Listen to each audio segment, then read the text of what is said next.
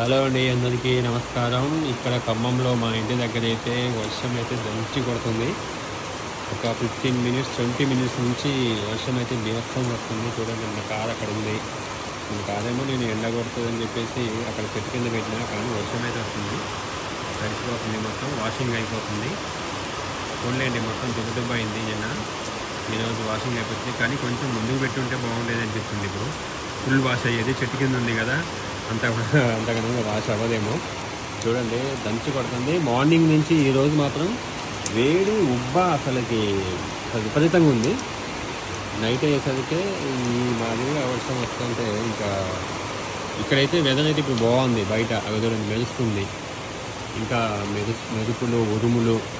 యాక్చువల్గా నేను న్యూస్లో చూసినాను, మనకి ఏదో అరబియా సముద్రంలో అల్పపీడనం వస్తుంది, మనకి అనుకున్న దానికంటే ముందుగానే వర్షాలు వస్తాయి, మన తెలంగాణ ఆంధ్రాలో కూడా వస్తాయని చెప్పి న్యూస్లో చూసినా నేను. ఈరోజు అయితే పరిస్థితి ఇది.